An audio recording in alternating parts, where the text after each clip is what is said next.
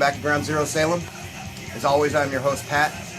As evidenced by the bags under my eyes, I am wrapping up another long week of working overnights. I just woke up about an hour ago. About to go pick the little one up from daycare shortly. Been probably the longest I've been without doing an update, which isn't really saying a ton. But we had parents visiting for about 2 weeks, checking out the grandkids, so I was wrapped up with that, you know, family first and all that kind of thing. But during that time, I noticed that first Mike Seatown, I think, and followed by Brandon Scourge of Vinyl, and I believe Lyricide, Travis, we're doing a top 20 album covers,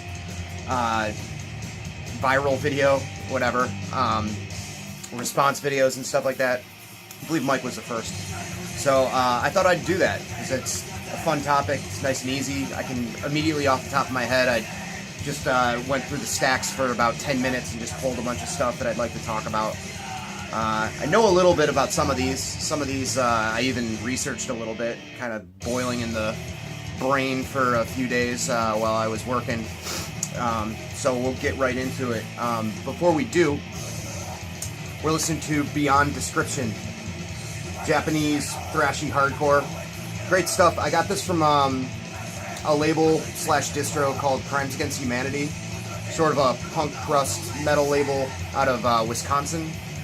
I think they're hanging it up and just kind of liquidating their stock, because they have all their CDs up for like 50 cents to $2.50.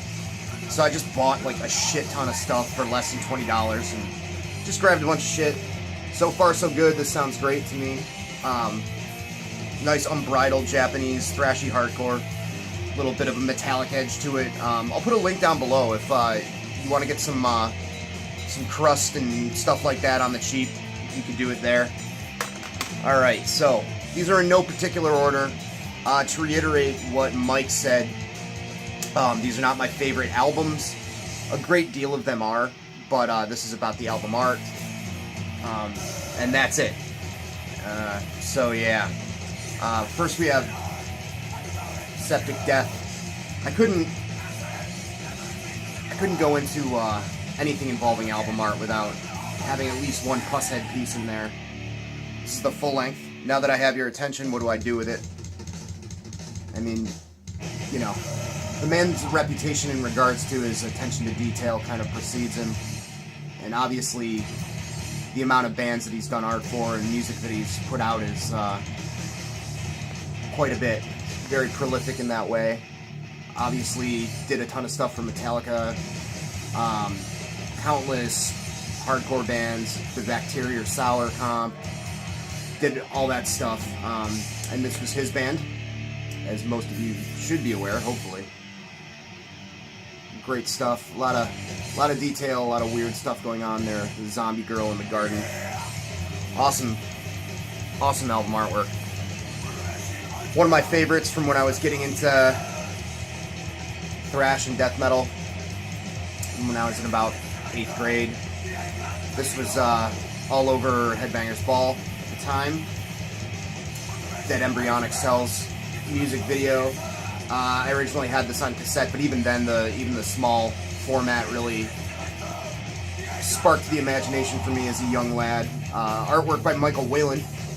He's also a guy that maybe some people might not realize has done a fair amount of album art for metal bands. He's done, of course, the Obituary, Cause of Death artwork, Demolition Hammer, Epidemic of Violence. A lot of his stuff was also doubled on paperbacks and novels. I don't think that this one was, but both the Obituary and Demolition Hammer art ended up on a collection of H.P. Lovecraft's short stories, and I think it was on that first. He also did all the most of the Tirith Ungol albums, and all of those were on the Elric Saga books. That was a 70s fantasy series from that time, from the 70s. So yeah, I mean, just this crazy claw creature. I mean, you could consider it as sort of pseudo Lovecraftian, I'd say. Brilliant artist, Michael Whalen. Got to have a Seagrave in here, of course. I chose not my favorite Entombed LP by any stretch of the imagination, but Clandestine. I mean, the guy just had a knack for landscapes, you know? Just, this cavern with the molten lava. Looks like, almost like something out of like a RPG fantasy game or something. This is probably my favorite, next to maybe Dismember, like Never Flowing Stream as far as his cover art goes. Effigy of the Forgotten is another favorite of mine as well. This was like I think an early 2000s pressing. I'm not sure if the FDR one that came out, or the recent repressings, had the embossed stuff, but if I tilt it, you can see it's got the skull and crossbones. Of course, the embossed logo. Really, really cool.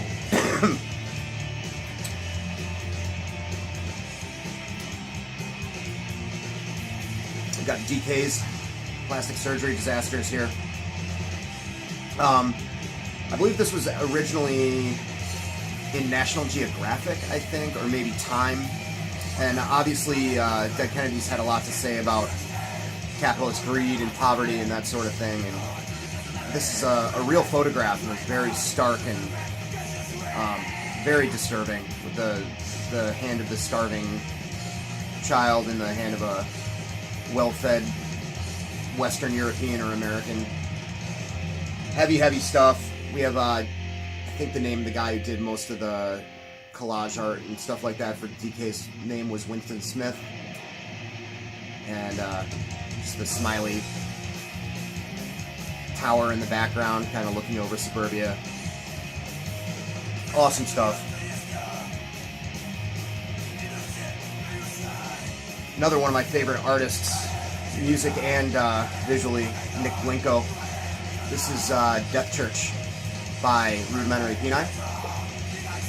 This is an insane piece of packaging right here. I know some versions of this, it's just a regular jacket. This folds out. I'm not going to fold it out entirely because the size of the poster is massive. But hold it up a little closer. I mean, the amount of detail. And this guy had his share of mental health issues. And I think that's reflected really well in the artwork. Somebody told me, I never really looked into it too much, but it makes sense.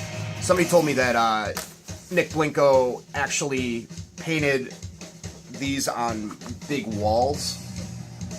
So at the full scale, it's huge. I think H.R. Geiger did it a similar way. I guess I did fold it out. Well, a lot going on there, so. But yeah, if you get bored, look up some Nick Blinko art. It's mind-blowing. I know a lot of people in metal dig Rudimentary Peni, but even if you're not into the music, I think the aesthetics are really, really great. He also wrote a book called Primal Screamer that was sort of a semi-autobiographical, fictional retelling of his life. That's real weird and intense. It's a short little novella. If you can track it down, it's a good read. When I started watching the videos about the album art, I was watching Brandon's, and I shut it off halfway through because I was like, shit, I gotta try to not be influenced by other people's decisions. Hopefully, you know, it'll be a fun little experiment to see what I had in common with those guys. But the last thing I saw before I shut it off, and I was like, yeah, I need to show that. Of course, Celtic Frost, and Megatherion. And I've talked about this before. I kind of completely threw my double dipping rule in the garbage for this, because obviously this is about the art and not the music. Yeah, I mean, Satan using Jesus as a slingshot completely terrified me and blew my mind as a kid. Very, very intense imagery. Captures the imagination. On the inside we have this figure, this mountainous figure giving the peace sign.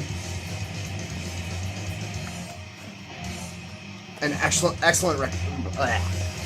representation of the music contained therein. I actually just got this a week or two ago, but this was a pickup of all the grind I've been listening to lately, and this was pretty cheap on eBay. It's the Suppression Cripple Bastard split, just for the Suppression artwork. I remember seeing this around in the late 90s, and just like the weird cop with a butthole for a mouth, no pants on, no head. Just a lot of power violence art was kind of like this weird kind of cut and paste, grotesque sort of thing. Yeah, it's just a very striking album cover. The music's great as well. Purple Bastards on the other side.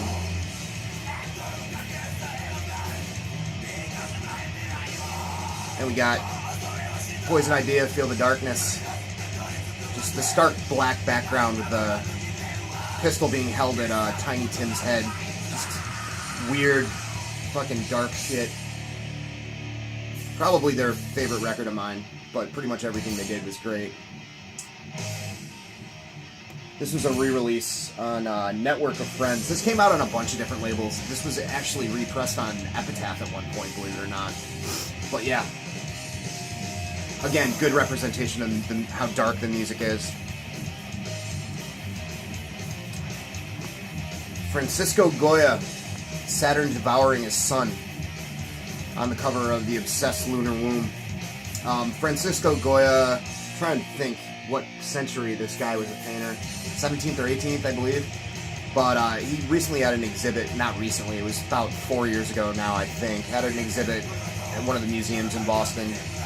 And just an early example of really morbid, dark art. I mean, not all of this stuff. Some of this stuff just looks like classic paintings, but just to try to conceptualize somebody centuries and centuries back, coming up with something this brutal and violent.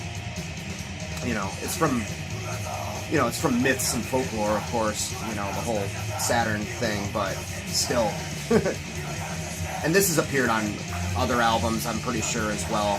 But yeah, really fucking intense. Not my favorite Obsessed record that actually goes to Church Within, but all the Obsessed records are pretty great in my book. This came out on 20 Bucks Bin, it's a repress. And for the life of me, I wish I could remember the name of this artist. I kind of grabbed this last minute, don't have it in the chamber, in the old brain pan, but Templars Phase 2, this is kind of a collection of recordings of this Oi band and what they did like from 94 to 96, I think. But they used this guy, he's a French artist, almost that Asterix style comic book art, comic strip art from Europe. And just these great, it's all pictures of like little cartoonish knights and Templars and stuff. I just love it, you know. Little knights with shaved heads saying oi oi, castle in the background.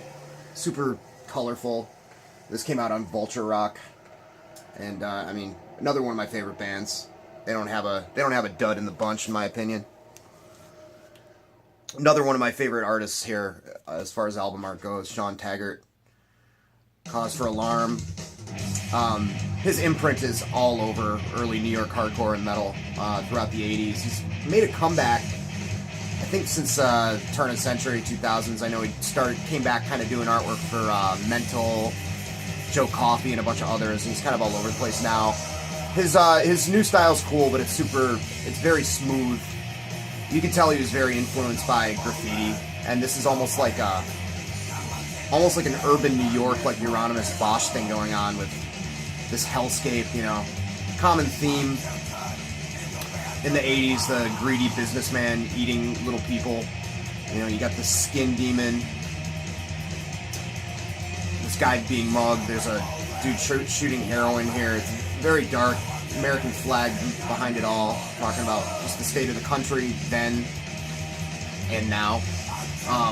Real intense, heavy shit definitely captured my eye, to the point where I got a lot of the art tattooed there. Also, following that theme, got the cover of Crumbsucker's Life of Dreams. Fucking more weirdness, a little bit more psychedelic here. I don't know exactly what Jon Taggart was trying to say. I don't know, virtual reality wasn't really a thing yet or a concept yet, but very bizarre. These little crumb-sucking guys, these big guys behind little pogo robot things. This guy hooked up to some kind of life supporter machine. Just crazy stuff. Got the little sucker guy in the alley on the back there. Really, really great artist. I think he's all over that American Hardcore documentary.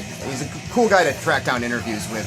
And also, obviously I'm a big fan.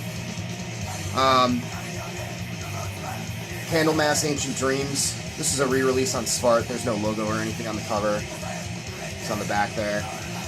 Beautiful gatefold, this one. Svart always has really, really nice pressings. Another old painting. I don't remember the name of the artist. I don't know art, I just know what I like. But, yeah, just beautiful, and kind of captures the epic nature of Candlemass's sound. Does it justice. Really like this, too. And love the album as well, but Hawkwind Warrior on the Edge of Time. Got this tiny figure here on this cliff. I guess this would be the Edge of Time right about here. This pink moon or sun in the background. Very cool, very psychedelic. Probably my favorite record by Hawkwind, for what it's worth.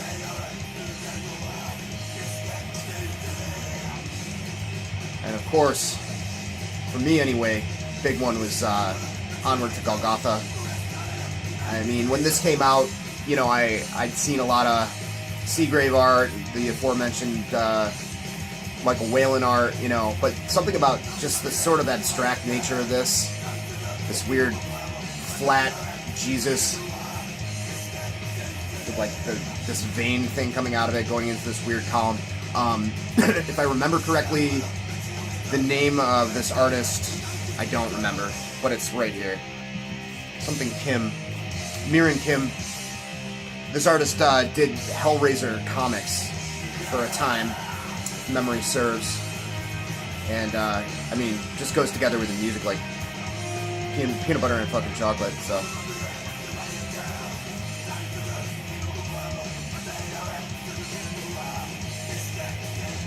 We got Neurosis, Pain of Mind. Just great, dark, early 80s, Cold War era, hysteria kind of artwork there. Black pen, white background, gas masks, dude on fire. I mean, you know, what else? What else do you need for early Neurosis? You know, this was when they were definitely more of a hardcore punk band. I think that's reflected pretty well. A lot of that West Coast stuff had this sort of nightmarish kind of thing going on. I didn't grab it, didn't make the cut, but the cover art I feel for that first Christ on Parade full length is pretty similar in a lot of ways. The re-release of the artwork had, I forget the guy's name, R. Bud Dwyer. He was a guy that took his own life on national television, or not national television, but on live television. I think it was a local thing. So that's also like a pretty intense cover. I don't have that version, so I'm not going to show it. But Subhumans, Rats. I always really liked the guy who did this, whatever his name is. I believe it's the same artist that did The Day the Country Died. He really liked drawing people like throwing up. There's The Day the Country Died has a guy vomiting as well. Again with the rich, greedy, overfed businessman puking out starving children. Little bit of heavy-handed social commentary there, but that was common for its day. Nothing really. This is a compilation of 2 EPs. Nothing really of note on the back. St. Vitus. Mournful Cries. You know, I'm a sucker for a dragon. Any day. Anything involving dragons, I'm cool with. And this is a beautiful painting. This classic release. It says right on the back here, Hour of the Dragon, courtesy of Lionel Baker. Don't know what else Lionel Baker did, if anything, but beautiful. Great stuff. Obviously, you know, if you're into metal, if you like black metal even a little bit, this is it's a great painting. I mean, you can even see the paint strokes, you know. It's looks like it was done with acrylics or something like that. Just awesome. The outline of the wolf. The guy or girl who did this completely nailed it. Fucking great. Nottin's Madrigal. This is an example of a record I never really listened to, a band that I'm not a huge fan of. I'll throw them on occasionally. It's just good 70s hard rock. But one of my favorite painters, illustrators, Nazareth, show you no mercy, expect no mercy. Sorry, Frank Frazetta, just the guy who invented fantasy illustration. I mean, I have a print of this hanging up in my kitchen.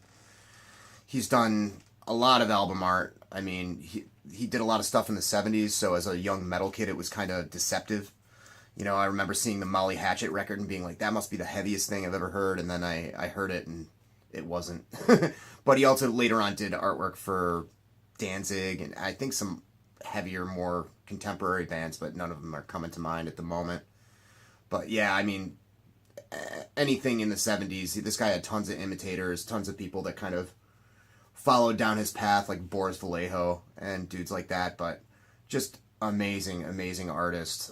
Not all fantasy themes either. He did a lot of science fiction and some other random stuff as a comic book illustrator in the 60s. His biography, documentary rather, Painting with Fire, is very, very worth a watch. He's a hard dude. At one point he had a stroke and lost all use of his right hand, I believe. Can't remember if it was his right or his left, but his painting hand, and just, you know, taught himself how to paint with the other one. That's some hard shit right there. Great artist. And had to have a Repka. My favorite Repka. Nuclear Assault, Game Over. This is awesome. I mean, this was probably, this and Fistful of Metal were the first two metal cassettes that I bought as a very, very young man. And talking about having your worldview completely warped and changed, you know, at age whatever, I was like 11. But yeah, Mushroom Cloud, people running from it, blistered skin. It's saying a lot. There's a lot going on there. Good stuff on Combat. This is an original pressing. But also, for what it's worth, once again, my favorite Nuclear Assault record. Just nice and stripped down and wiry. Punk as fuck. Alright, that is it. I'm going to try to finish waking up now. I'm kind of half awake doing this, but yep, those are the albums I like. Just wanted to kind of ease myself back in. The Head Split update will be next. The Head Split Spotlight. And also, big ups to Ignacio from Caligari Records. He sent me a couple of tapes to say thank you for doing the spotlight that I did, the video. Completely not why I do this at all, to get any kind of swag or anything in return. But it was very, very appreciated, and I will be talking about those lovely releases at some point in the not-too-distant future. So, thanks to all you folks for watching and subscribing. I'll be back when I'm more awake.